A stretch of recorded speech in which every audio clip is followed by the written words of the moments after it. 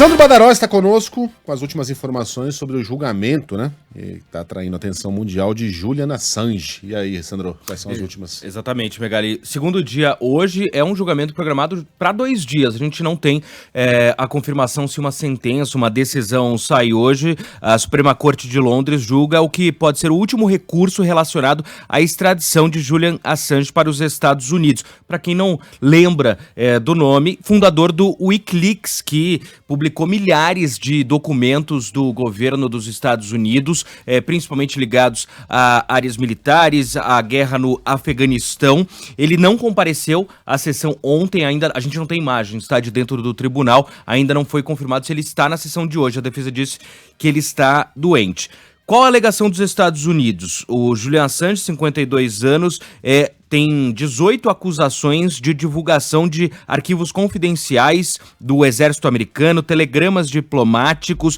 O governo americano diz que ele armou todo um esquema com funcionários do governo para roubar os documentos. Porque, para não enquadrar como normalmente um jornalista tem acesso a um documento, mesmo que confidencial, ele pode publicar esse documento. O governo americano diz que ele não teve apenas acesso, que ele montou um esquema para roubar esses documentos. A defesa de Assange nega as acusações.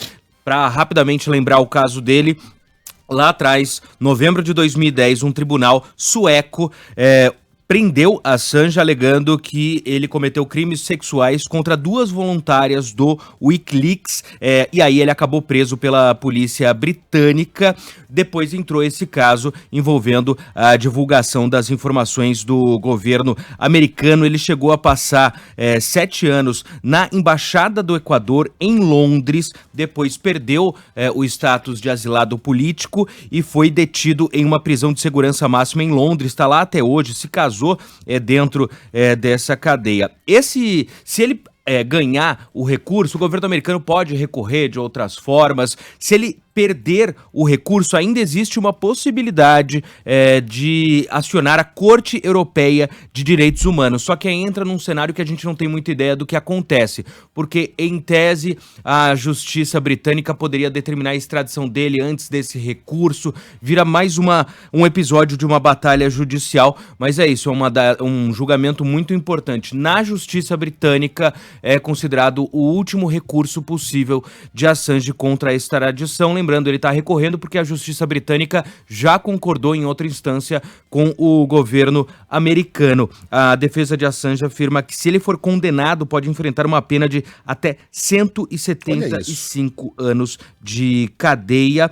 A promotoria dos Estados Unidos fala em 63 meses, então é uma disparidade absurda, né? A promotoria, e não estou falando que A ou B faz parte, né? A promotoria e a acusação, a defesa, cada um vai falar em benefício próprio, mas 63 meses é o que diz os Estados Unidos, mais de 170 anos é o que diz a defesa de Assange. O caso virou um símbolo mundial, né, porque trouxe à tona muitas informações sobre, por exemplo, a guerra do Afeganistão. É considerado o maior vazamento de documentos militares secretos do governo americano na história. Então, julgamento acontecendo hoje, segundo dia na Corte Britânica. A gente vai acompanhar para ver se uma decisão sai ainda hoje. O argumento dos Estados Unidos, e aqui eu coloco os Estados Unidos mesmo, porque não é nem o governo Biden, nem o governo Trump, nem o governo Obama, é o Estado americano. É de que esse vazamento colocaria em risco soldados no Afeganistão, no Iraque. Isso é balela.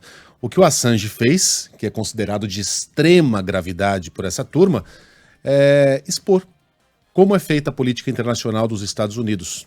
Basicamente é isso. Foi um ataque, entre aspas, contra o Estado americano, contra aquilo que a gente chama de establishment.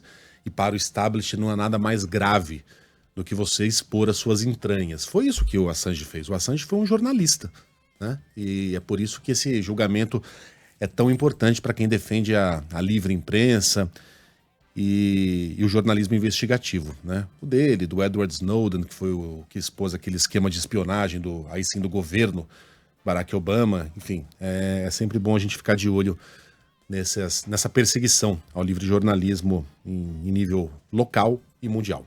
Valeu, Sandro! Valeu!